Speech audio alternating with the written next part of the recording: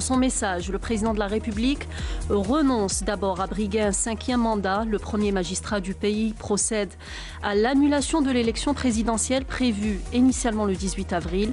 Abdelaziz Bouteflika propose aux Algériens d'aller vers une conférence nationale inclusive qui aboutira à la rédaction d'une nouvelle constitution et qui arrêtera également une date pour la prochaine présidentielle. Le président de la République a également procédé le même jour, c'est-à-dire avant-hier lundi, à un changement de son exécutif. Il a nommé Nourdine Bedoui Premier ministre et Ramtan Lamamra vice-premier ministre, ministre des Affaires étrangères. Monsieur Ramtan Lamamra, qui est d'ailleurs notre invité aujourd'hui. Bonjour monsieur. شكرا على الاستضافة. bonjour. بسم الله الرحمن الرحيم.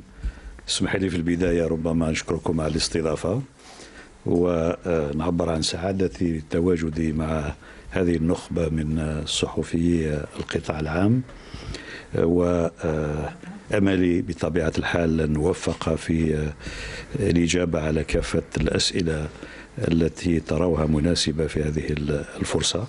أملي كذلك أن يتسع المجال غدا أثناء ندوة صحفية التي سيعقدها ينشطها الوزير الأول السيد نور الدين بدوي، وأنا سأشاطره في هذا التنشيط. أملي أن نعمق أكثر وأن تكون لنا الفرصة لإتاحة الفرصة لزملائكم الناطقين بالعربية وبالأمازيغية أن يكون كذلك حظهم في التعامل المباشر مع مسؤولي الدولة لشرح هذه النقاط بالذات التي تحظى باهتمام الجميع.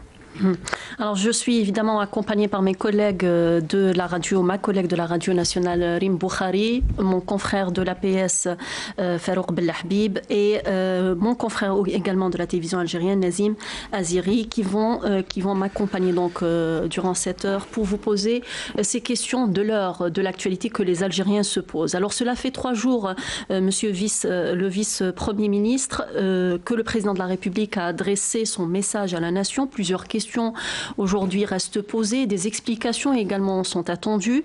Nous allons commencer par le début, à savoir le report de l'élection présidentielle. Les partis de l'opposition aujourd'hui ont jugé anticonstitutionnel ce report décidé par le chef de l'État. Ils ne lui trouvent pas d'assises juridiques. En a-t-il une, monsieur Lamamra? Tout d'abord, je voudrais souligner le fait que ce message du président de la République à la nation est un développement de portée historique. Le président Abdelaziz Bouteflika a répondu aux appels pressants de grandes franges de la société algérienne qui se sont exprimés pacifiquement à travers des marches populaires dans la capitale comme à travers le territoire national. Le président de la République a reçu le message de ses compatriotes. Il y a répondu une première fois le 3 mars, à travers un message également dans lequel il a exposé une démarche susceptible d'aider la société algérienne à se réunir autour d'une solution consensuelle. La solution qui avait été préconisée, vous en souvenez, postulait la tenue effective de l'élection présidentielle le 18 avril, et puis la convocation immédiatement après par le président élu ou réélu d'une conférence nationale inclusive, indépendante, qui répondrait à un besoin ressenti par beaucoup d'acteurs politiques sur la scène nationale, le besoin de concevoir et de formuler, d'adopter des réformes de nature constitutionnelle, de modifier également la loi électorale afin que la prochaine élection présidentielle puisse se dérouler dans un cadre juridique, constitutionnel, juridique rénové.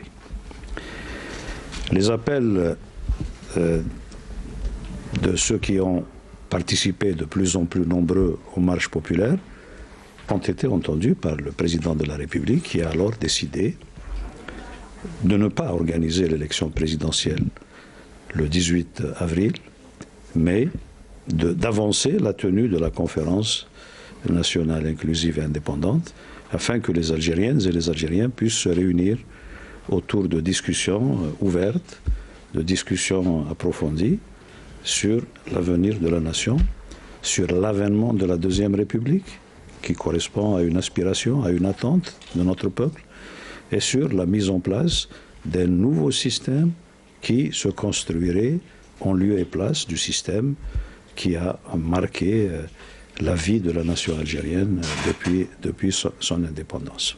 C'est une rupture avec le système. Le président ne propose pas de faire lui-même cette nouvelle constitution, d'adopter lui-même cette plateforme.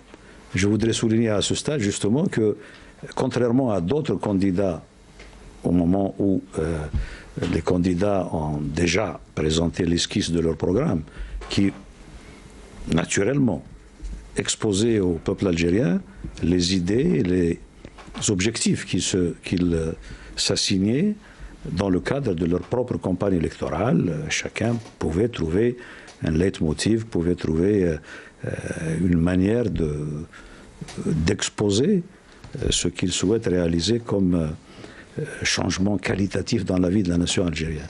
Le président Bouteflika, qui, comme vous le savez, a eu le privilège d'être chef de l'État pendant quatre mandats, lui a décidé que le moment était venu de donner la parole au peuple algérien et de ne pas lui exposer un nouveau programme. Il en a eu la réconciliation nationale après la concorde civile, la Izza ou le Karama, l'affirmation de la position de l'Algérie dans le monde, l'approfondissement de la démocratie, un certain nombre de réformes, la justice sociale. Tout cela a fait partie des programmes antérieurs du président de la République qui s'est employé à les réaliser avec l'aide de tout le monde. Cette fois-ci, il a dit le moment est venu, puisque l'aspiration la plus profonde est celle du changement de système, eh bien, faisons-le ensemble. Faisons ce changement ensemble à travers une conférence nationale. Comment justifier aujourd'hui le report?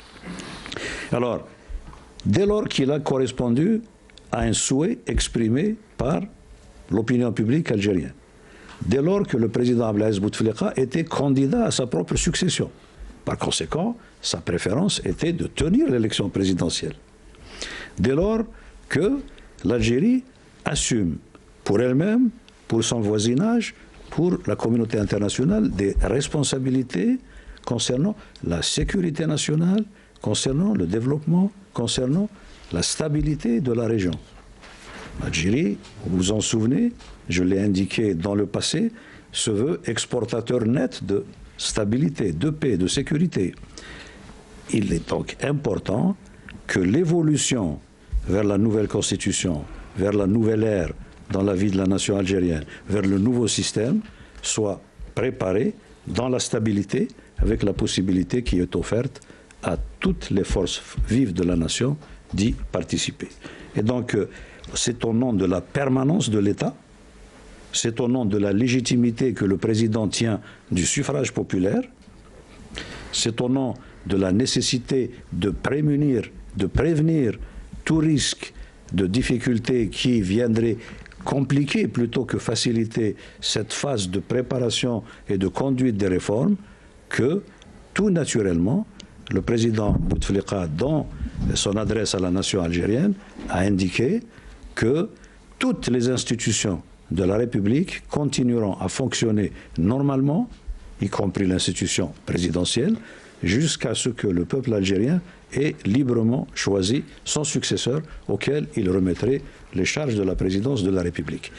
Je voudrais ajouter ici et le souligner que ce que vous avez appelé plan de sortie de crise et que le président Abdelaziz Bouteflika a appelé plan de travail, parce qu'il le soumet au cœur et aux consciences de ses compatriotes. C'est le texte qui le dit ainsi.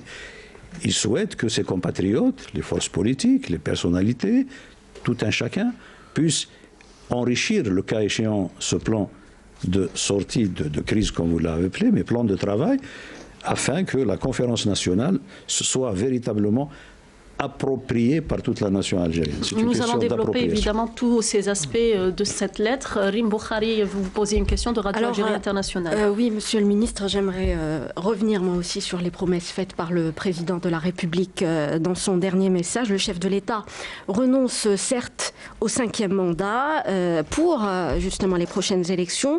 Il dit clairement avoir entendu les revendications et les attentes du peuple en opérant des changements. Mais quand on parle de changement, Monsieur le Ministre, certains observateurs parlent justement de déphasage entre ce que réclame le peuple et les dernières décisions du président de la République, puisque les appels à manifester se multiplient d'ailleurs. Des manifestations ont eu lieu aujourd'hui et il y a des appels à manifester pour vendredi prochain. Qu'avez-vous à répondre? C'est une question très importante, merci de la poser, mais je commencerai, si vous le permettez, par préciser quelque chose en relation avec la notion de 5e mandat. Oui. Le président de la République, dans son adresse à la nation, son message à la nation, a dit « Il n'a jamais été question pour moi de 5e mandat ». Et certains de vos collègues ont dit « Ah oui, mais il y a une contradiction entre le fait que le 3 mars, il a présenté sa candidature et maintenant, il indique qu'il n'a jamais été question de 5e mandat ». En réalité, dans le texte du 3 mars, le président avait bien indiqué que une fois réélu, s'il était réélu, pour un 5e mandat à l'époque, c'est la conférence nationale qui fixerait la fin de ce mandat. Et lorsqu'on parle de mandat dans le droit algérien, c'est un quinquennat, c'est 5 ans. Mais si le président de la République, par avance, s'engage à ce que la conférence nationale fixe la date de la fin de sa mission, qui coïncide avec évidemment l'accomplissement de sa propre mission en tant que conférence nationale, l'adoption de la Constitution, d'une plateforme de réforme. Cela signifie bien que pour le président Abdelaziz Bouteflika, il ne resterait au pouvoir que pour le laps de temps nécessaire à l'accomplissement de la mission de la conférence nationale. Pas un quinquennat, donc pas un 5e mandat dans sa totalité. C'est peut-être une nuance, mais politiquement, ça a sa signification. Et là, il faut bien lui en donner acte, parce qu'il est resté fidèle à cette approche et à cet engagement. Maintenant, le fait pour le président de considérer qu'il est nécessaire que tous ensemble, nous allions pour cette conférence nationale et pour bâtir ensemble ce nouvel édifice dans la vie nationale, nouvel ordre d'organisation de l'évolution de la société algérienne à travers une nouvelle constitution. Il est clair que nous assistons à des réactions qui n'accueillent pas favorablement cette offre du président de la République. Lui entend l'opinion algérienne, son gouvernement, naturellement, en fait autant. Des centaines de milliers de manifestants. Oui, tout à fait. Et ces centaines de milliers de manifestants sont parfaitement respectables. Il s'agit de nos enfants, de nos frères, de nos amis, de nos nièces, de nos neveux. Et nous sommes même admiratifs devant cette capacité extraordinaire d'organisation, cette maîtrise des technologies, cette capacité de rester en contact et aussi cette maîtrise extraordinaire qui a fait jusqu'à présent, Dieu merci, que ces manifestations soient tout à fait pacifiques. Donc, en tant qu'Algériens, parents de jeunes, nous ne pouvons qu'être admiratifs dans la mesure où, par le passé, cela n'a pas pu être fait de cette manière. Et donc, la société algérienne a bel et bien progressé. À telle enseigne que si on devait dire peut-être, les historiens avec le recul qu'ils peuvent avoir, quelle a été la principale réalisation en Algérie de l'ère Bouteflika, c'est peut-être l'émergence de cette jeunesse ambitieuse, courageuse, intelligente, entreprenante, davantage que les kilomètres d'autoroute, les fumées, les cheminées qui fument, etc. Et donc c'est le principal acquis et c'est un capital précieux pour la nation algérienne. Maintenant, en tant que gouvernement, nous avons un devoir de dialoguer. Il n'a jamais été question de dire voilà la recette magique. Le président a offert un canevas, il a énoncé un plan de travail et il appartient aux uns aux autres de formuler des propositions. La feuille de route, Monsieur le Vice-Premier ministre, pourrait être revue du président Bouteflika vu que le plafond a été levé des revendications? Elle peut être enrichie, naturellement, mais la feuille de route, permettez-moi de le dire, vous l'appelez feuille de route, je l'appelle plan de travail. C'est l'appellation que le président Bouteflika lui a donnée. Maintenant, la feuille de route, elle deviendrait feuille de route si la conférence nationale l'adoptait, consensuellement. Et par conséquent, il y aura des consultations préalables à la tenue de la conférence nationale. Vous m'interrogerez peut-être sur cela, et donc je vais revenir le moment opportun. Mais le fait est que les 7 éléments constitutifs de ce plan de travail du président Abdelaziz Bouteflika constituent un paquet. Les différents éléments se soutiennent mutuellement.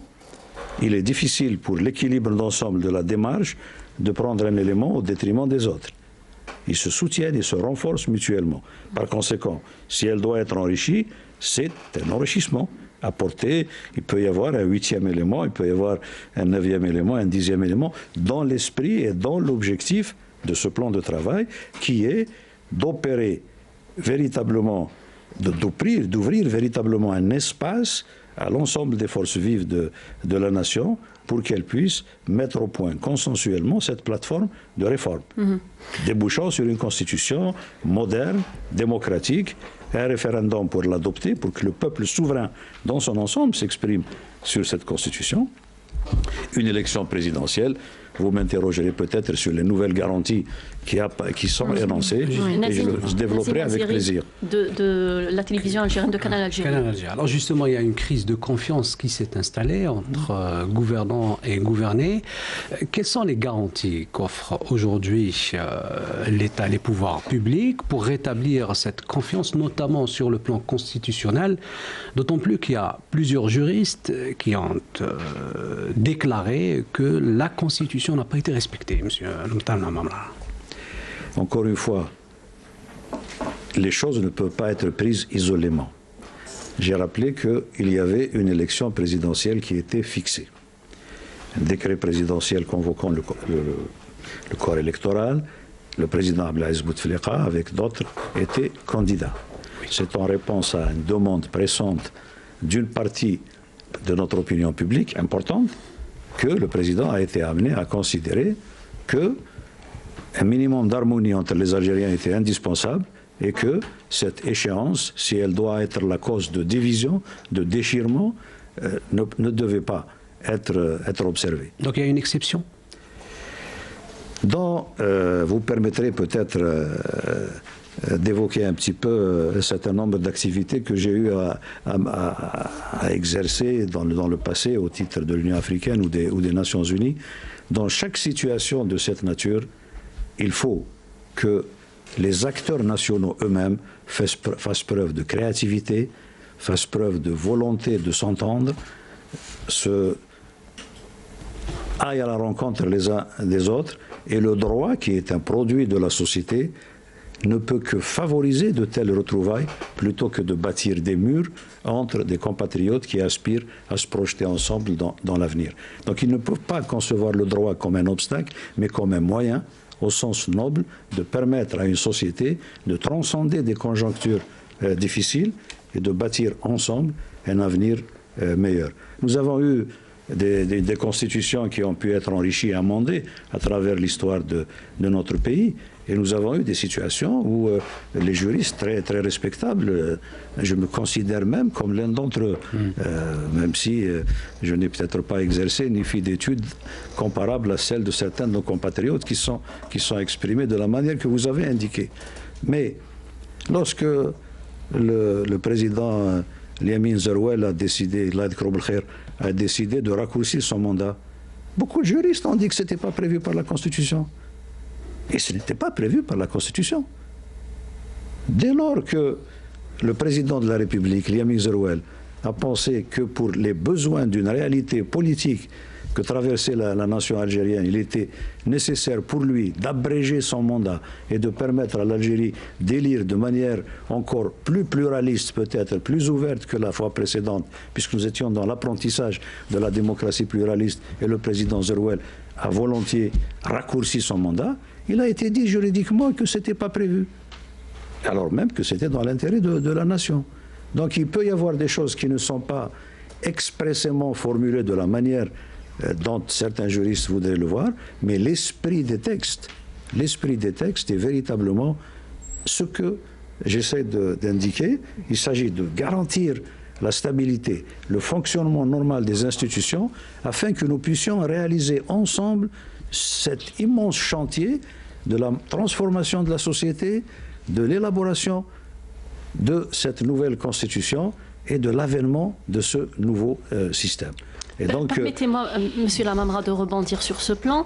Vous dites qu'il n'y a pas qu'on ne prend pas en considération actuellement la Constitution, qu'il y a une légitimité populaire à prendre en considération, que le mandat du président lui permet de prendre ce genre de décision.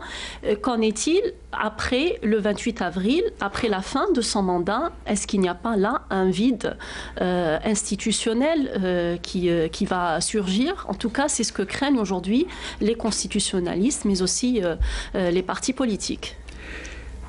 Ceux qui ont souhaité ardemment qu'il n'y ait pas d'élection le 18 avril, cela même dont l'appel a été entendu par le président Abdelaziz Bouteflika, ont bien accueilli le fait qu'il n'y ait pas d'élection le 18 avril.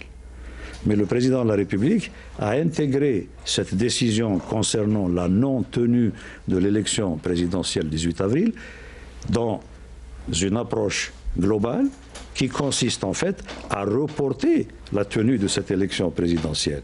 Un certain nombre d'observateurs, de commentateurs ont relevé à juste titre que si on faisait une élection le 18 avril et une autre sur la base de la nouvelle constitution à la fin de la période nécessaire à la conférence nationale pour élaborer la Constitution, cela ferait 2 élections présidentielles. On a un laps de temps raccourci et ça aussi a été pris en considération pour dire qu'il y aura une seule élection présidentielle, c'est celle qui se déroulera sur la base de la nouvelle Constitution qui elle-même exprimera une réunification des Algériens autour d'objectifs communs. Mais là encore, je le dis, il ne s'agit pas de prétendre à la perfection. Nous sommes dans une situation où la priorité absolue est de réunir les Algériens et de leur permettre d'aller ensemble vers un avenir meilleur. Vous savez, lorsque la patrie perd, personne ne gagne. On ne gagne que lorsque la patrie elle-même gagne. Et c'est cela le sens de la démarche qui anime aujourd'hui le président de la République. Il ne s'agit pas de rester au pouvoir pendant quelques semaines ou quelques mois de plus, ni pour lui, ni pour son gouvernement, ni pour telle ou telle personnalité.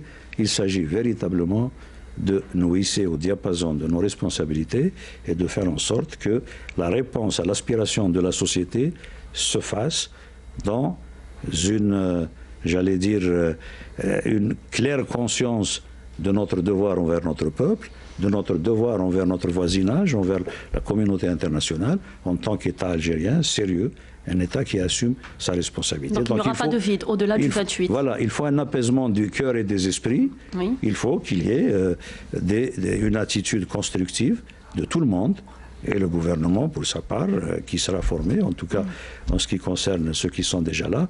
Nous sommes animés, habités par l'humilité. Nous sommes à l'écoute. Nous souhaitons savoir ce que les uns et les autres souhaitent, au-delà des affirmations de principes qui sont respectables, que nous entendons, que nous respectons. Au-delà du 28, donc il n'y a pas de vide pour vous. Le plan de travail indique très clairement que toutes les institutions de la République continueront à fonctionner normalement jusqu'à l'élection du président de la République. Très bien. Je passe la parole. Du prochain président de la République, je le souligne. Je passe la parole à Farouk Belahbib de l'APS.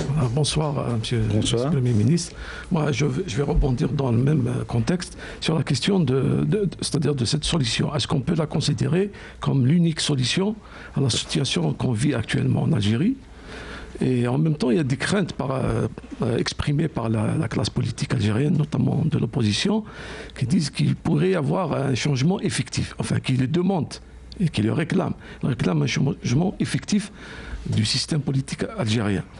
Est-ce qu'on peut leur dire que c'est la seule solution qui s'impose à l'Algérie, c'est-à-dire de passer par une période transitoire avant d'aller aux élections présidentielles?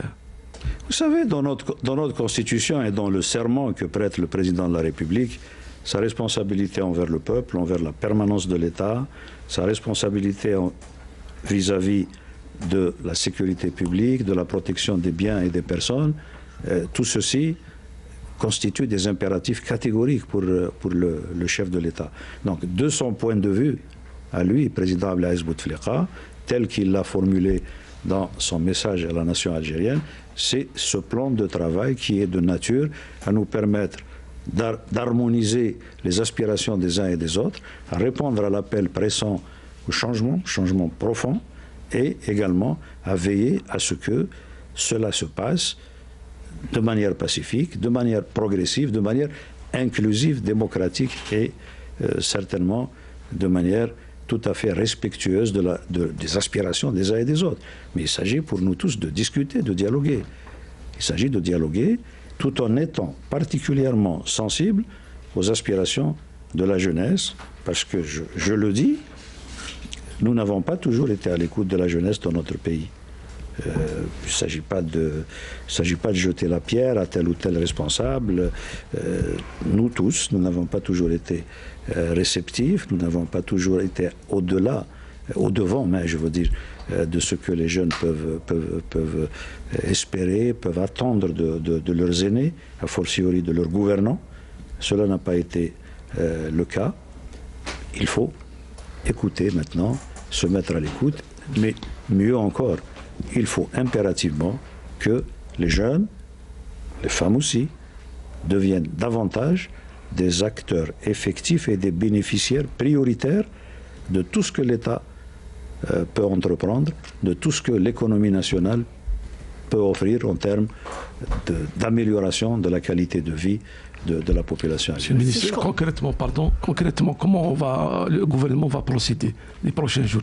Qu'est-ce qui est prioritaire maintenant? Le gouvernement doit d'abord être formé. Le gouvernement doit d'abord être formé. Le président de la République a désigné un Premier ministre, c'est Nourdine Bedoui. Il m'a demandé d'être à ses côtés comme vice-premier ministre, ministre des Affaires étrangères.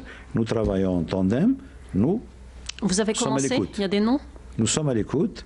Nous parlons de structure, nous parlons évidemment d'abord de lignes directrices. Le président de la République a souhaité un renouvellement substantiel.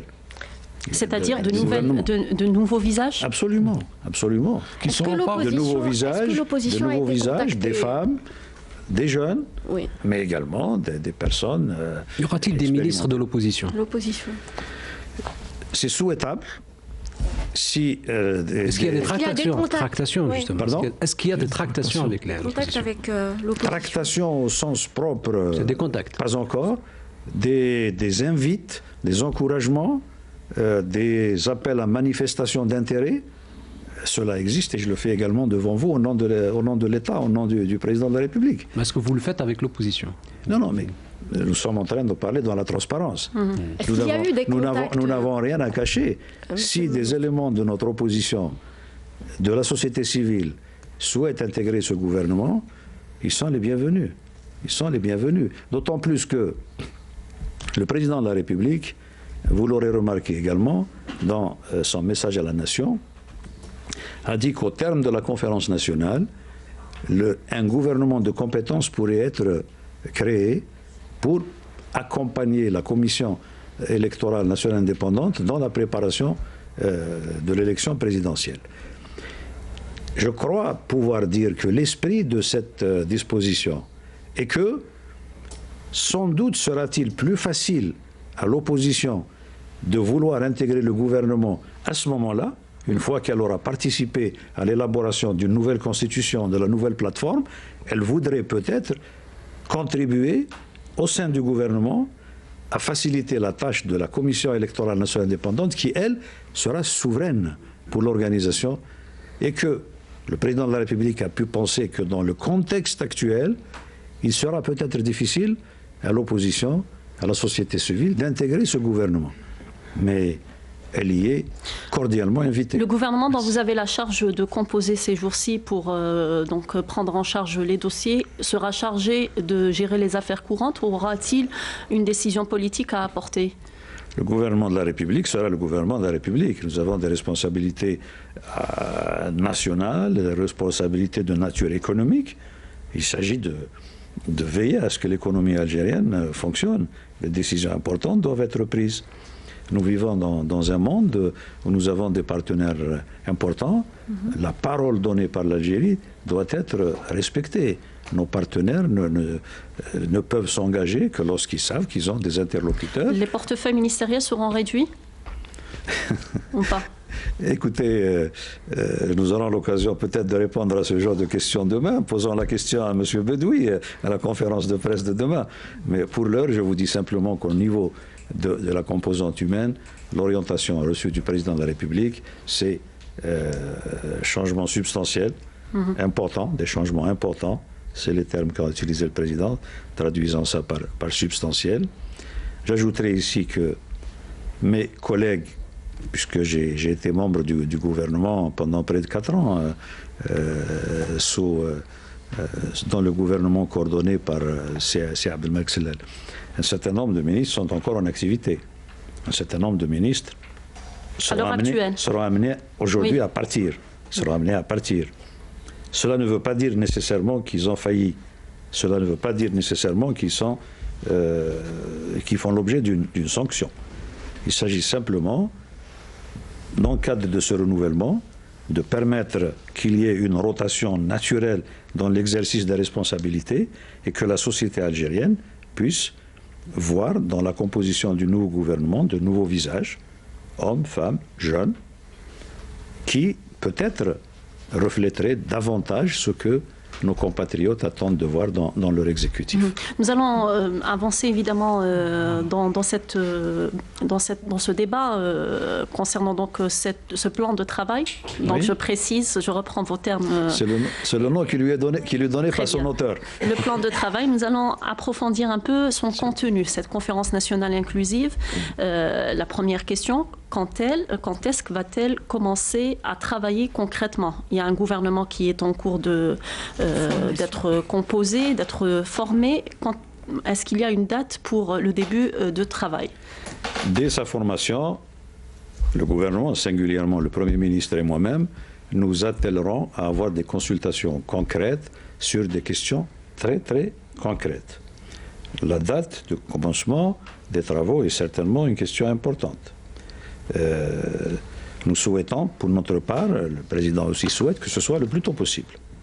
Que ce soit le plus tôt possible, parce qu'il s'agit de mettre les bouchées doubles et d'aller vers une conclusion des travaux qui ne soient pas évidemment faits dans la hâte, mais qui puissent donner toutes les garanties quant à sa qualité, du travail qui aura été fourni. Ça signifie quoi concrètement? Ça signifie qu'il doit y avoir des consultations sur la manière de répartir la participation, disons grosso modo entre les partis de la mouvance présidentielle et autres organisations liées à la mouvance présidentielle. J'ai dit mouvance, vous pouvez utiliser alliance présidentielle ou majorité présidentielle. Un autre bloc composé de l'opposition, toutes tendances confondues, c'est-à-dire au-delà de l'opposition représentée au Parlement aujourd'hui. Au-delà des partis agréés. Opposition, il y aura des consultations à l'intérieur de chaque catégorie, de chaque famille, afin que les personnes qui apporteront puissent être éligibles à la participation à la conférence nationale. Mais ce n'est pas le gouvernement qui va les désigner. Cela se fera l'objet de consultations dans chacun de ces blocs. Le troisième bloc, à mon avis, étant la société civile, également dans l'acception la plus large du terme. Et donc avec ces 3 blocs, et si tout ça doit être discuté, je le souligne, nous n'avons pas de recette magique. Il faudrait que l'on veille à ce que la conférence nationale reflète la démographie de la société algérienne. Encore une fois, dans des pourcentages importants, il faudra qu'il y ait des jeunes et des femmes. Donc 70% de jeunes et 50% de femmes? Au titre de la représentation de chacun. C'est-à-dire ce n'est pas une obligation un quota administrative, ce n'est pas un quota, mais c'est le fait que chacune des 3 grandes catégories, des 3 grandes familles de participants devrait prendre à cœur d'inclure dans une large proportion les femmes et les jeunes, de telle sorte que la conférence nationale elle-même représenterait bien, équitablement, c'est le terme qui a été utilisé par le président de la République, la société algérienne. Comment va se dérouler cette Rim conférence Boukhari d'abord de Radio Algérie Internationale. Monsieur le ministre, comment va se dérouler justement cette conférence nationale? Est-ce que ça va être une forme de grands débats, des débats à travers le pays, ou bien ça sera une conférence nationale dans un endroit où vous allez justement inviter tout le monde? Le président de la République est tout à fait ouvert sur cette question. C'est les consultations qui permettront de dégager le mode d'organisation des travaux. Les deux formats possibles ne sont pas exclusifs l'un de l'autre. Il peut y avoir une série de réunions qui se tiendraient dans la capitale de la nation, et il pourrait y avoir des contributions venant de l'ensemble du territoire national. Il s'agit d'aller vers le peuple et de recueillir les propositions. Il s'agit également, avec les progrès de la technologie, de permettre à nos jeunes de mettre en place des dispositifs qui permettront un dialogue constant et nourri à travers les moyens de la technologie moderne. C'est-à-dire pouvoir contribuer à travers les réseaux sociaux. Il y aura des plateformes. Absolument. Interactive. En tout cas, nous le souhaitons. Nous le souhaitons et nous pensons que la société algérienne a atteint un niveau de développement que chacun doit être en position de contribuer. Celui qui attend de donner son opinion dans la place de la Jma'a, d'un village reculé, comme celui qui, en prenant son computer, peut projeter ses opinions et les faire parvenir instantanément à tout le reste de la nation. Nazim. Alors, Monsieur Mtala Mamra, donc cette conférence nationale sera dotée de pouvoirs et de prérogatives. D'abord, quel est son statut juridique et de quels sont les mécanismes juridiques qui lui donnent ce statut? Vous savez, beaucoup de partis politiques chez nous ont à un moment ou un autre de notre histoire demandé la convocation d'une assemblée constituante. Est-ce que c'est une constituante, justement? Je suis tenté de vous dire qu'il s'agit là, de la part du président Abdelaziz Bouteflika, d'une réponse à cette attente et à cette demande de la part de formations politiques de notre pays. Quelle est la différence entre la conférence nationale et une assemblée constituante? Je n'en vois qu'une seule à ce stade, c'est le fait qu'une assemblée constituante est composée de délégués élus avec un mandat spécifique pour l'élaboration d'une constitution, rien d'autre. C'est comme des députés, mais qui n'ont qu'un mandat et pour une période limitée à la durée de vie de la conférence, de l'assemblée constituante. Alors que la conférence nationale, les participants devraient ne pas être élus, mais venir de consultations qui permettraient cette représentation que le président Abdelaziz Bouteflika a qualifiée d'équitable. Est-ce que cela ne va pas poser un problème de légitimité sur le plan juridique? Dès lors que cette conférence représente l'ensemble des segments de la population, dès lors que, si elle le souhaite, la conférence, pour épuiser dans notre propre expérience algérienne. Lorsque le défunt président Houari Boumediene a lancé la charte nationale et a mis en branle, pour l'époque, tous les vecteurs possibles pour encourager le peuple algérien à contribuer. Des réunions de village, des réunions dans des salles de fête, jusqu'à évidemment la contribution à travers la presse écrite, radiophonique et autres. Donc cet héritage de la période du président Houari Boumediene, nous devrions, si cela correspond aux vœux des participants, ils sont souverains, c'est à eux de décider d'organiser le travail. Si cela devait être estimé approprié, opportun, et ça devrait être le cas, aménager un segment pendant lequel la parole sera ouverte et que, à travers tout le pays, il y aurait des débats pour pouvoir donner l'occasion à ceux qui ne seront pas parmi les participants sélectionnés d'avoir quand même la possibilité d'influencer le cours des événements. Techniquement, comment vous comptez faire pour inclure tout le monde? Pour inclure tout le monde? Oui. Inviter des représentants de tous ces pôles-là à discuter avec le gouvernement au plus haut niveau et à échanger pour dégager ensemble ce schéma d'organisation. Il n'est pas préétabli. Ce schéma n'est pas préétabli. Nous, simplement, nous avons l'expérience de ce que nous avons nous-mêmes fait, au débat sur la charte nationale avec le président Houari Boumediene. Nous voyons ce que les autres font. Nous voyons également comment des assemblées constituantes ont fonctionné, y compris dans le voisinage, dans la Tunisie sœur et voisine. Et nous tirerons pour la conférence ce qu'il y a de mieux, afin d'assurer ces deux notions essentielles, nationales, inclusive, à trois notions essentielles, nationale, inclusive et indépendance. Comment les manifestants qui sortent, les Algériens qui sortent pour manifester, pour revendiquer certains droits, vont s'assurer qu'ils seront représentés au sein de cette conférence? Aujourd'hui, ils rejettent et l'opposition et la majorité. Ils disent qu'elle ne les représente pas. Comment vont-ils s'assurer qu'effectivement cette conférence va leur donner la parole? Il faut bâtir la confiance, il faut rétablir la confiance, il faut donner des garanties également. La jeunesse, les manifestants sont en droit de demander des garanties, et ces garanties-là, il faut que nous les donnions tous ensemble. C'est-à-dire que si les autres forces politiques qui pensent pouvoir participer devaient formuler un certain nombre de garanties qui seraient nécessaires de réunir avant le lancement de la conférence, eh bien, il faudra le faire de manière consensuelle. Encore une fois, il s'agit, dans cette question fondamentale, le gouvernement souhaite être un facilitateur. Le gouvernement n'est pas l'organisateur. Le gouvernement n'invite pas les compatriotes à venir à une réunion dont les termes sont déjà verrouillés. Non, même le nombre devrait être discuté. La manière de faire devrait être discutée. Et la répartition, la clé de répartition.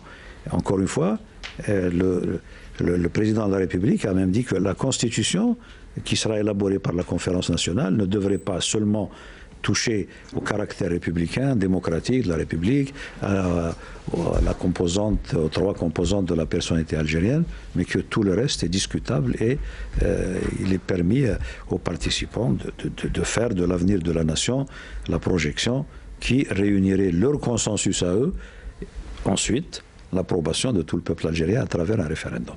Voilà beaucoup de travail, oui, beaucoup de questions, absolument. Je n'ai certainement pas les réponses à toutes les questions qui se posent, mais il faudra que nous mettions ensemble nos cœurs, nos esprits, notre imagination, notre créativité, et que nous puissions sortir avec un schéma qui soit purement algérien, national. C'est pour cela que je vous renvoie chaque fois à cette magnifique organisation qu'a été la discussion et l'adoption de la charte nationale sous le défunt président Houari Boumediene. Le président Bouteflika étant à l'époque membre du Conseil de la Révolution et ministre des Affaires étrangères. Est-ce que le gouvernement est prêt à demander aux manifestants d'élire ou d'avoir des représentants et de les accueillir c'est-à-dire les intégrer dans ce processus de réforme? Est-ce que le gouvernement est prêt à... Le gouvernement n'aurait aucune objection à cela. Au contraire. Parce qu'il y a un problème on parle de l'anonymat, on parle des gens qui ne sont pas représentés, ou peut-être même il y a certaines qui rejettent les organisations qui sont en place. C'est-à-dire... Tout cela, c'est la réalité avec laquelle nous devons traiter pour aller de l'avant. Et donc, toutes les bonnes idées sont à étudier parce qu'il faut qu'elles fassent l'objet d'un consensus également. Mais en ce qui concerne le gouvernement, nous approchons ces questions-là avec un cœur ouvert, un esprit ouvert, avec beaucoup d'humilité. Nous savons que d'autres ont fait des choses, mais il appartient chez nous de monter cette conférence nationale pour répondre à des besoins ressentis par les différentes franges de notre société. Est-ce que à commencer par la jeunesse. La conférence nationale inclusive, indépendante, est-ce que sa mission c'est de rédiger la nouvelle constitution? Elle va se focaliser uniquement sur la nouvelle constitution? Non. Le message du président à la nation en date du 3 mars, il a indiqué qu'il était nécessaire de sortir de la conférence avec une plateforme complète de réformes politiques, institutionnelles, économiques, sociales. Un certain nombre de ces réformes devraient avoir valeur constitutionnelle. Ce n'est pas toutes les réformes qui entrent dans la Constitution. Mais encore que les participants seront libres de faire la Constitution. Il y a ce qu'on appelle les constitutions lois, les constitutions programmes. Cela est laissé également aux participants à la conférence. Est-ce que le temps vous le permet? Pardon? Est-ce que le temps vous le permet? Le facteur temps. Mais écoutez, lorsqu'il y a la volonté peut faire bouger les montagnes. Il faut travailler de jour comme de nuit. Il faut mettre en place un schéma d'organisation qui permettrait à des commissions de fonctionner, de faire rapport à des plénières, d'utiliser un peu également de faire contribuer par les réseaux sociaux, les moyens modernes de communication, le maximum de contributions. Je voudrais, étant ministre des Affaires étrangères et donc chargé de la communauté nationale à l'étranger, avoir un salut, une pensée particulière pour ces compatriotes qui vivent intensément ce que vit le peuple algérien ici, et donc je les salue et je les encourage à contribuer également. Est-ce qu'ils seront associés justement? Je le souhaite de tout cœur. Et écoutez, les Algériens à l'étranger élisent 8 députés. Ils participent à l'action législative au sein de l'Assemblée nationale en vertu de la Constitution actuelle. Tout naturellement, ils seront invités à contribuer à la fois par la présence physique et par ces moyens technologiques dont nous parlons. Un certain nombre de nos compatriotes ont des contraintes qui font qu'ils ne peuvent peut-être même pas se déplacer au siège du consulat du coin, mais ils peuvent participer avec les moyens modernes de communication. Mais étant ministre chargé de la communauté, en les saluant encore une fois, je voudrais les assurer qu'ils sont partie intégrante de la nation et que nous souhaitons qu'ils fassent bénéficier le reste de la nation, cet exercice de leurs compétences, de leur savoir-faire, de ce qu'ils connaissent comme culture politique autour d'eux, afin que l'Algérie puisse faire les choses de la manière la plus moderne et la plus efficace, et la plus légitime. Est-ce que vous êtes, monsieur le ministre, en mesure d'apporter les garanties pour que cette conférence nationale ne souffre d'aucune ingérence de l'administration, qu'elle ait carte blanche pour accomplir cette mission? Le président de la République donnera ces garanties et le gouvernement veillera à leur mise en œuvre. Le gouvernement peut avoir une délégation dans la salle pour répondre à des questions, pour être utile. Il peut également être absent s'il est souhaité que le gouvernement ne vienne qu'épisodiquement quand il sera souhaité d'avoir la présence pour expliquer tel engagement ou telle loi existante. Nous sommes extrêmement flexibles. En cas, monsieur le ministre, le vice-premier ministre, en cas d'un refus de la part des partis politiques de l'opposition de cautionner ou de participer à cette... De siéger. Voilà. Qu'est-ce que prévoit justement le gouvernement en cas où il y a un refus de participer à cette conférence nationale? D'abord, le pire n'est jamais sûr. Nous sommes résolument optimistes et nous ferons absolument tout ce qui est humainement possible pour convaincre le maximum d'Algériennes et d'Algériens d'apporter leur soutien politique, moral, personnel à cette grande idée, à ce grand chantier, à ce grand contrat social que nous proposons de renouveler. Donc nous refusons pour l'instant de penser qu'une telle grande idée ne sera pas prise en charge par toute la nation algérienne. Et donc nous n'avons pas à envisager le pire. Les membres de cette conférence seront installés par décret présidentiel? Tout est possible. Tout est possible. Tout est possible. En tous les cas, ils auront l'autorité quand les députés à une assemblée constituante. Et donc, Seule différence, ils ne sont pas élus. S'ils ne sont pas élus, c'est pour veiller à la représentation la plus équitable possible. Parce que par le jeu de l'élection, le risque est qu'il y ait une majorité qui ne soit pas considérée par ce qui n'est pas majoritaire ou la société civile comme étant susceptible de permettre un débat libre, démocratique dans le cadre de cette conférence. Nazim? Monsieur Lamamra, donc les Algériennes, en grande partie, peut-être ne savent pas ce qui va venir après, ou du tout. Il y a quelques ambiguïtés ou des incompréhensions. Alors, vous avez parlé d'un nouvel ordre national, un nouveau système national autour d'une constitution. Est-ce que vous pouvez définir la nature du système politique qui va venir avec l'instauration de cette deuxième République? Un système meilleur que l'actuel, un système reposant plus fondamentalement sur la volonté du peuple, un système dont les jeunes, les femmes seraient des acteurs essentiels, beaucoup plus que ce qui se passe maintenant. Un système qui soit en harmonie avec les exigences du siècle, avec donc une approche de la vie de la société qui puisse résolument prendre en charge notre authenticité tout en nous projetant comme les autres sociétés dans la modernité. Et donc il y aura un certain nombre de dispositifs qui seront discutés. La démocratie elle-même, vous savez bien qu'il y a différents schémas et modes de constitution et de démocratie à travers le monde. Il s'agit pour les Algériens de choisir celle qui correspond le mieux à leurs aspirations, à leurs besoins. Schéma d'organisation de l'État, les différents pouvoirs.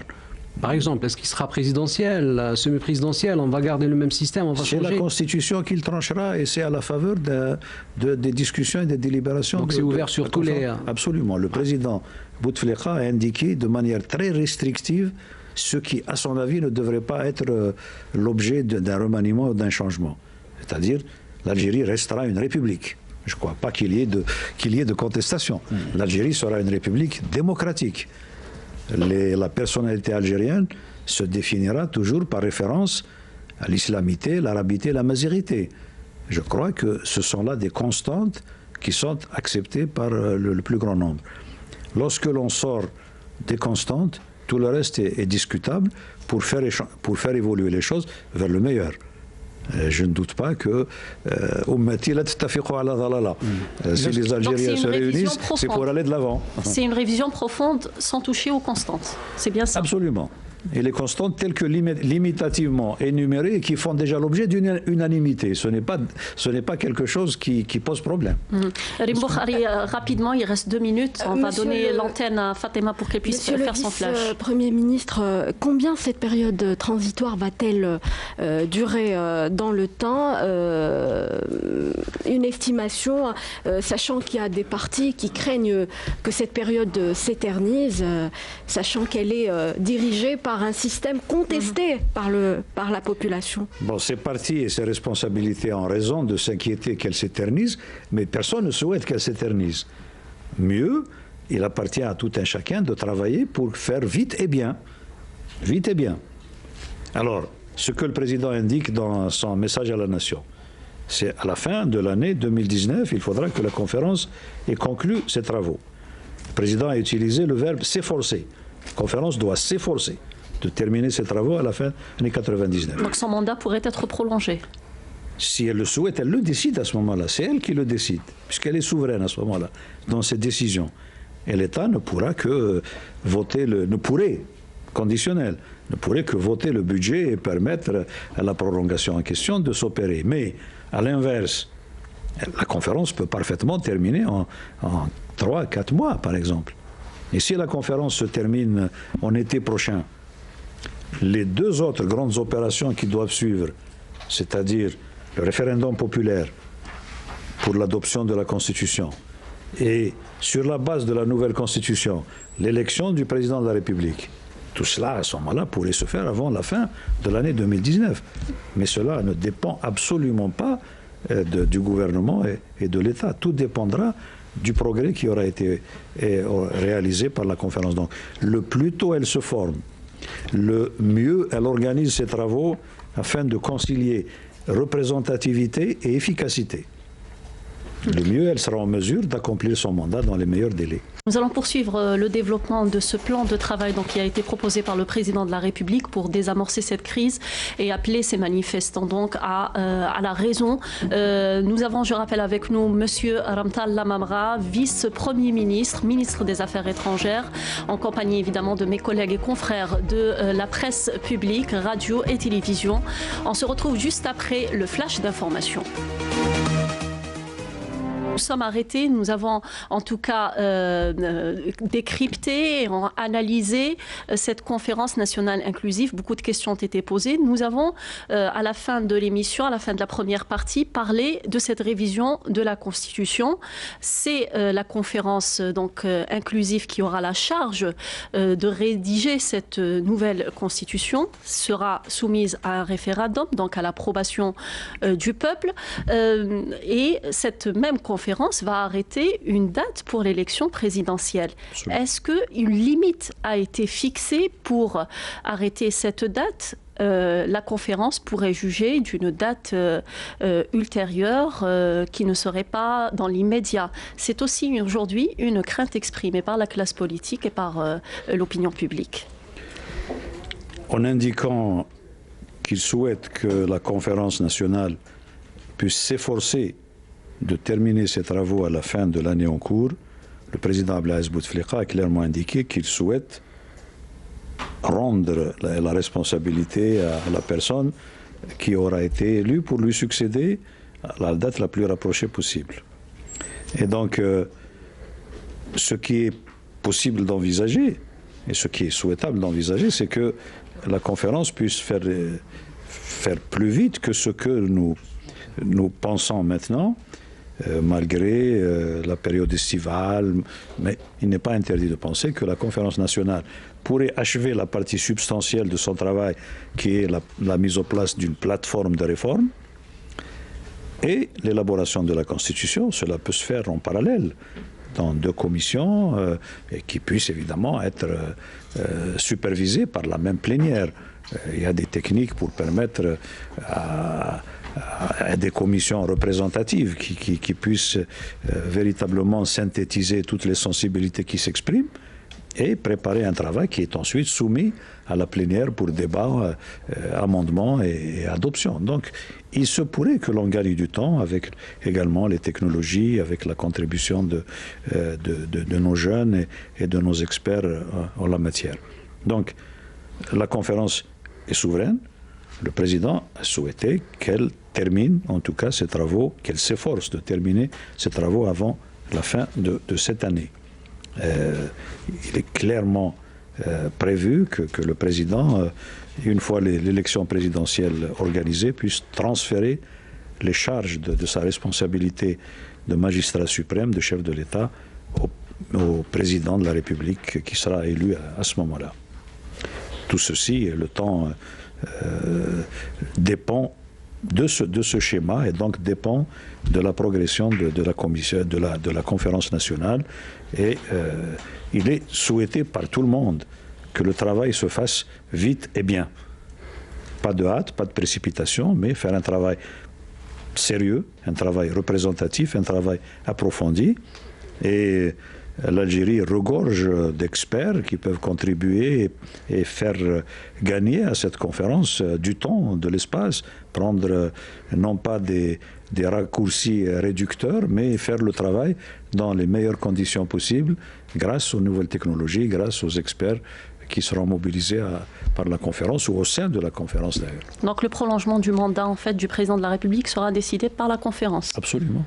En tout cas, la date de l'élection présidentielle c'est fixé par la conférence, et une fois l'élection présidentielle accomplie, le président Bouteflika remettra formellement, solennellement, les clés de l'Mouradia à son successeur élu librement par le peuple. Farouk Belahbib de l'APS. Vice-Premier ministre, connaissant la diversité des courants politiques en Algérie, des tendances, j'allais dire, idéologiques, quelquefois, est-ce que le gouvernement a évalué ce risque de se retrouver dans des blocages, puisqu'on a une diversité de partis et de personnalités politiques nationales? Est-ce qu'on a évalué le risque de se retrouver dans des situations de blocage? Encore une fois, tout est possible. Mais nous pensons que les Algériens ont la possibilité, la capacité et la volonté de s'unir sur l'essentiel. Il y a ensuite un travail à faire. Un président est élu, il désigne un gouvernement en fonction de ce que la nouvelle Constitution va prévoir. Il y aura un programme ou un plan d'action du gouvernement. Et un certain nombre de décisions importantes seront réalisé à cette occasion-là. C'est-à-dire que la conférence nationale inclusive et indépendante doit s'accorder sur l'essentiel et non pas faire un descriptif de ce qui doit se réaliser dans tous les secteurs. Qu'est-ce qu'il faut faire en agriculture, qu'est-ce qu'il faut faire en industrie, etc. Mais développer une vision de ce que doit être l'économie nationale, cela est à la portée de la conférence, et ensuite les politiques sectorielles et autres devront se faire dans le cadre normal. Nazim Aziri de Canal Algérien. Monsieur Ramtala Mamara, on va incontestablement vers plus d'ouverture, conformément à la feuille de route proposée par le président de la République, Abdelaziz Bouteflika. Alors, quel sera, d'après vous, le rôle des médias de manière générale et les médias publics de manière particulière? Les médias, je crois, sont un acteur essentiel dans toute vie démocratique. Les médias concourent justement à l'exercice de la fonction de contrôle populaire. Les médias sont là pour véritablement toucher du doigt ce qui ne va pas, essentiellement, mais aussi faire des bilans et mettre les partis politiques, les forces politiques en mesure de présenter au peuple leurs projets, leurs propositions, afin que les citoyens puissent s'exprimer, puissent choisir en toute liberté. Dans tous les pays du monde, il y a des cahiers de charges, il y a des réglementations par rapport au fonctionnement des médias, mais incontestablement, les médias publics sont ceux qui sont tenus de donner le maximum de chance à toutes les sensibilités pour qu'elles s'expriment équitablement. Dans le même temps, les médias publics ne sont pas supposés être moins libres. Les médias publics ne sont pas supposés faire de la diplomatie. C'est un diplomate qui vous le dit. Nous souhaitons véritablement que les médias publics soient tout aussi compétitifs que les médias non publics lorsqu'il s'agit de mettre le doigt sur les imperfections, sur les anomalies et attirer l'attention de tous sur le fait qu'il y a urgence à redresser telle ou telle situation. C'est une définition qui pourrait être apportée lors de cette conférence, un débat qui pourrait s'inscrire? Absolument. Les médias seront un acteur essentiel, et puisque il y aura un axe important, je crois, pour répondre aux aspirations de notre peuple, nos sociétés, c'est la lutte contre la corruption. Et les médias doivent absolument jouer un rôle dans la transparence pour ce qui concerne la lutte contre la corruption. Et cela, les médias, évidemment, sont animés de déontologie. Il s'agit de faire de l'investigation, il s'agit de dénoncer ce qui doit être dénoncé. Rim Boukhari. Monsieur le vice-premier ministre, le monde entier guette actuellement ce qui se passe en Algérie. Certaines parties appréhendent des scénarios similaires à ce qui s'est passé en Libye ou en Syrie. Qu'avez-vous à dire sur ce sujet? Est-ce qu'on peut être, on va dire, est-ce qu'on peut s'inquiéter du contexte actuel? Non, il ne faut pas s'inquiéter. Il faut être responsable, mais il ne faut pas s'inquiéter. Nous sommes l'Algérie, nous avons notre histoire, nous avons notre peuple, nous sommes passés par des épreuves dont nous sommes sortis grandis. Nous avons la possibilité de nous retrouver malgré la diversité des opinions, malgré peut-être la fermeté avec laquelle certaines opinions sont affirmées, malgré également parfois la dureté avec laquelle certains jugements sont portés, mais tout cela fait partie du débat fraternel, démocratique. Non, la Syrie, la Libye, dans mes fonctions précédentes, j'ai eu à suivre de près, ils ont fait des erreurs que nous ne faisons pas en Algérie. Et avec l'aide de Dieu, nous ne les ferons pas. Et donc, nous ne tomberons pas dans ce cycle infernal de violence et de contre-violence. Les Algériens, je le dis avec fierté, nous sommes tous patriotes et nous sommes tous réfractaires aux ingérences étrangères. Nous assumons nos responsabilités en tant que partenaires. Le partenariat, c'est ça, c'est des échanges avantageux de part et d'autre. Mais nous refusons que notre conduite nous soit dictée par tel ou tel partenaire. Et grâce à notre vigilance, à tous, à commencer par les jeunes, à commencer par ceux qui sont en train de s'exprimer à travers les marches populaires, cette vigilance-là fera que nous serons imperméables aux tentatives d'influence par quiconque. Et quiconque, c'est large, c'est des intérêts étrangers de toutes sortes.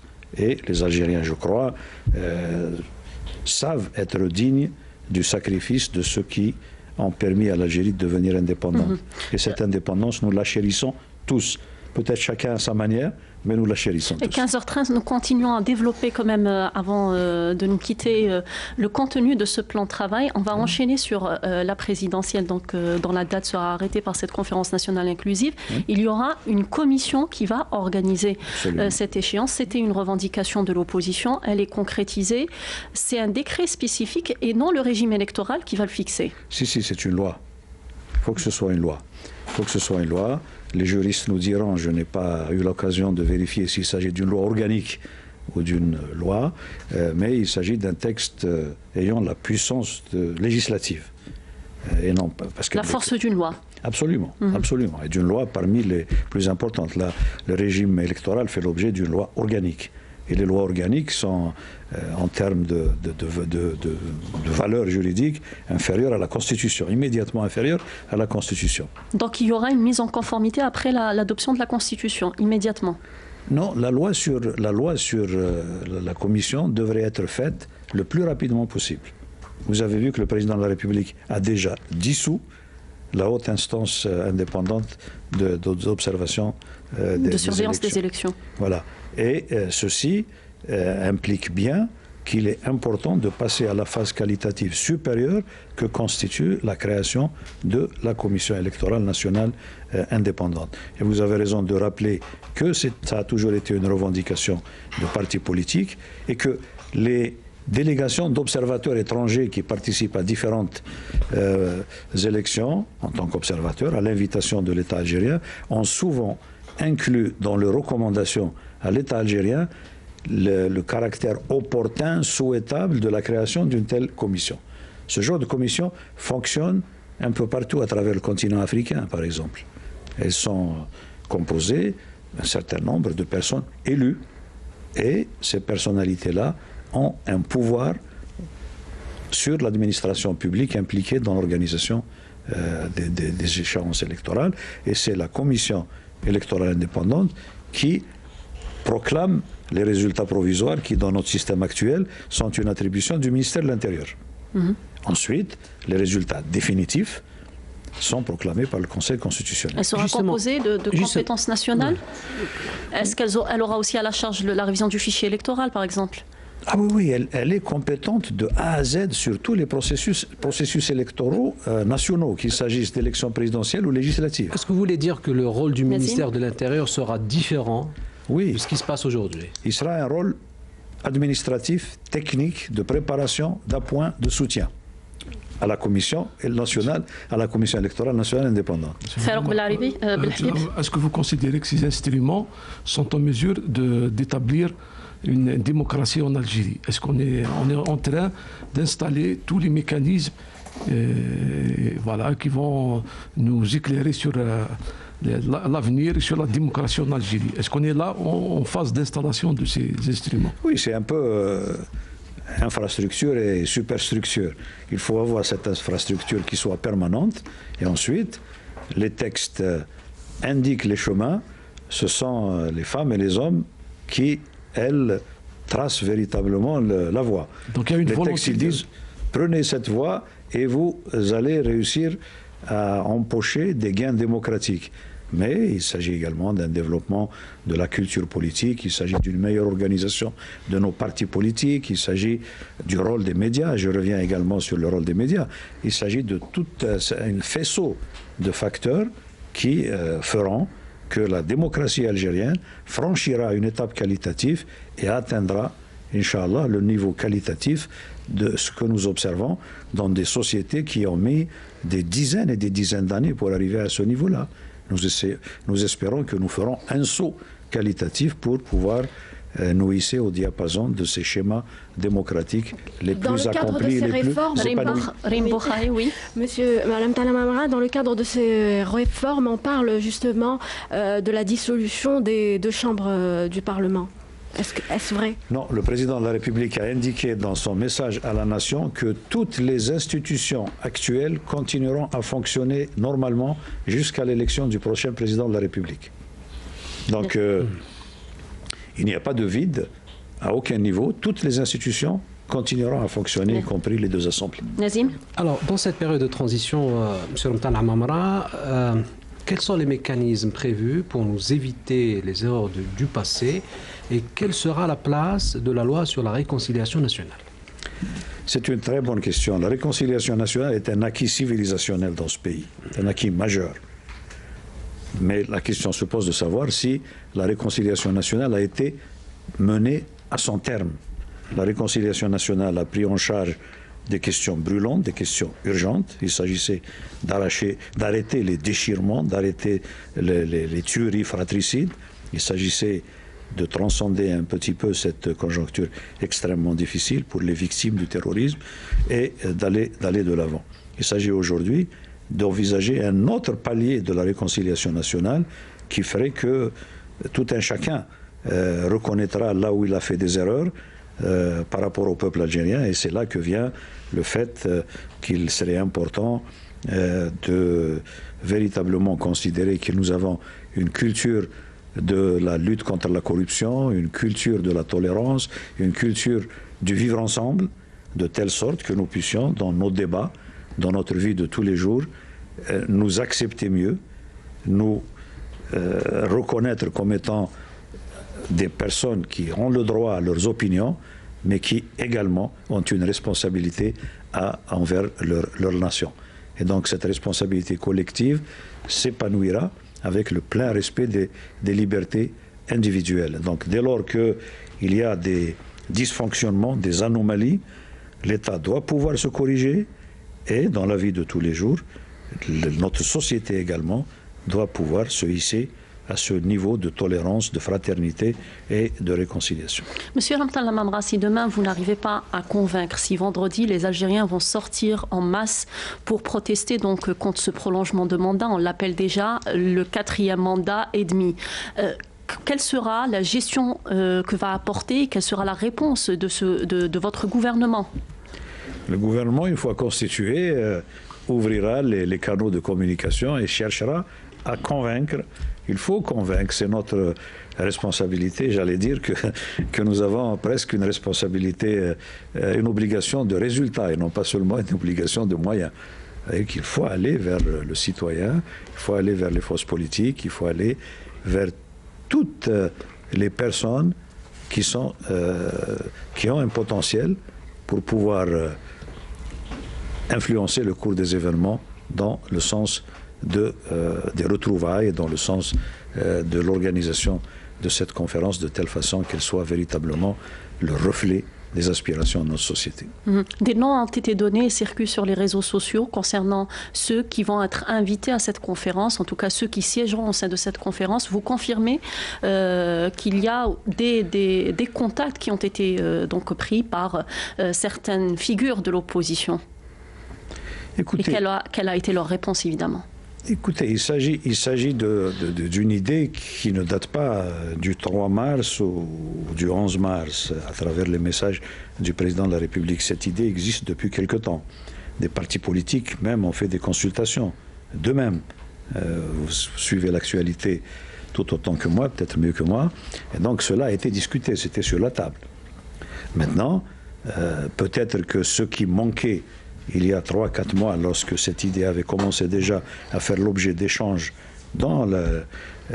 parmi la classe politique, c'était cette vision d'ensemble qui est offerte maintenant par ce message du président à la nation. Cette articulation avec d'autres composantes de cette approche globale de transformation de notre société, transformation de l'ordre actuel en un ordre meilleur, plus démocratique, plus fraternel et plus favorable à l'émergence de l'Algérie au plan économique, à une démocratie plus épanouie.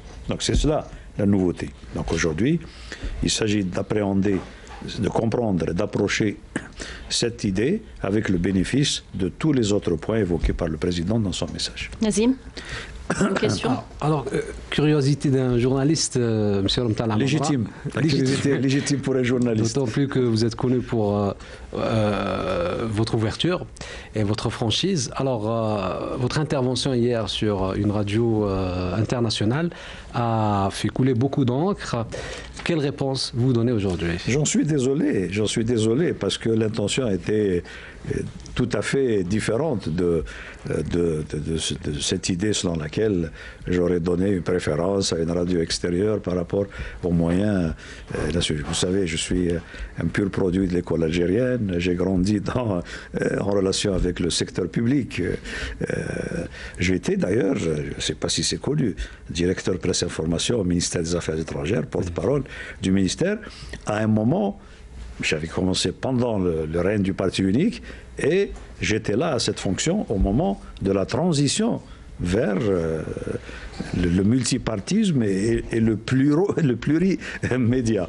Et donc j'ai vécu cette épopée fabuleuse qui a fait que vos aînés, nos camarades, nos amis de l'époque, ont réussi à sortir du moule du parti unique, à créer des journaux, à faire épanouir cette expression libre de leur part, à faire de magnifiques éditos, à être parfois en avance sur les réformes telles qu'elles étaient conduites à l'époque.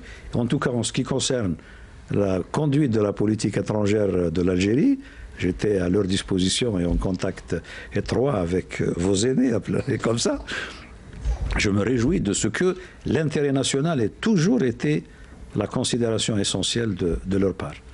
Et nos dialogues, nos discussions par rapport à ce que l'Algérie allait entreprendre, par rapport à telle ou telle réaction de l'Algérie qui pouvait à l'époque ne pas être bien comprise par tel ou tel journaliste, je me réjouis de dire aujourd'hui, avec beaucoup d'années, avec le recul de beaucoup d'années, que nous avons véritablement été ensemble dans cette mutation et dans cette transformation et que j'ai appris d'eux énormément, ce qui, je crois, m'a préparé aux fonctions ultérieures que j'ai eu le bonheur et le privilège de me voir confier par les plus hautes autorités de notre pays. Et donc, oui, je réponds à la question. D'abord, RFI, je ne lui fais pas de publicité, mais il s'agit d'RFI. C'est le média par excellence qui permet de communiquer avec l'Afrique. Et en tant que panafricaniste, j'ai eu à recourir au service de ce vecteur à différentes occasions pour toucher les élites africaines ainsi que les dirigeants africains. Je puis vous indiquer, sans citer de nom ni rien du tout, que beaucoup de personnalités africaines m'ont appelé au téléphone après la diffusion de l'interview en question pour me dire que l'Algérie est importante pour l'Afrique et nous souhaitons savoir ce qui se passe en Algérie et nous souhaitons savoir ce que l'État algérien propose à son propre peuple, à sa propre société. C'était donc un choix. Absolument. Il s'était agi de communiquer avec l'Afrique qui est notre profondeur naturelle, profondeur stratégique et qui a des dispositions dans ces textes, dispositions dans l'Algérie est parti en ce qui concerne ce genre de situation. Et donc il fallait à tout prix les rassurer, parce que l'Algérie est importante pour eux, elle est importante pour tout le continent africain, elle est importante pour le monde arabe, elle est importante pour l'espace méditerranéen. Vous aurez observé d'ailleurs, puisque vous parlez de réaction internationale, qu'un certain nombre de prises de position qui sont faites par les uns et les autres à l'étranger sont en accord, en harmonie avec l'approche que le président Abdelaziz Bouteflika a développée. Parce que, avec le recul qui est celui de ses partenaires, ils comprennent bien que le plus important, c'est que les Algériens se retrouvent à discuter d'un avenir meilleur et que le canevas proposé par le président Abdelaziz Bouteflika constitue une fondation tout à fait approprié pour ouvrir un tel dialogue. Dernière question, Monsieur Lamamra, si vous permettez. Oui, dernière question, il est presque 15h30. Le poste de vice-premier ministre créé en cette conjoncture, il répond à quelle obligation? Laissez-moi vous dire, d'abord, nous devons essayer d'éviter des extrapolations et des interprétations qui ne sont pas basées. Le poste de vice-premier ministre n'est pas un poste de vice-président de la République. Entendons-nous bien. il ne peut y avoir de vice-président de la République que si c'est prévu par la Constitution. En revanche, vice-premier ministre, ça correspond à la structuration du gouvernement. Vous avez des secrétaires d'État, des ministres délégués, des ministres d'État, vice-premier ministre et Premier ministre. Ça, c'est la structuration du gouvernement qui relève du domaine du décret présidentiel. Il était nécessaire d'avoir deux têtes à la tête de l'exécutif? Ça, c'est une appréciation politique faite par le président de la République. Je respecte d'autant plus cette décision que je suis celui sur lequel le choix s'est porté. Mais en ce qui concerne la lecture politique de la création de ce poste, il ne s'agit absolument pas du poste de vice-président de la République, Très bien. qui lui relève de la Constitution naturellement. Le message, Belhabib, on n'a plus de temps, désolé. Donc on arrive à cette fin de l'émission. Merci pour toutes ces explications, Monsieur Ramtan Lamamra. Merci de nous avoir accordé cette première conférence de presse. On a été bien chanceux de la voir. En compagnie du Premier ministre. Je remercie évidemment mes collègues et mes confrères de la télévision, de l'APS et de la radio Algérie Internationale. Merci à Amine Signi qui était à la réalisation. Merci à vous.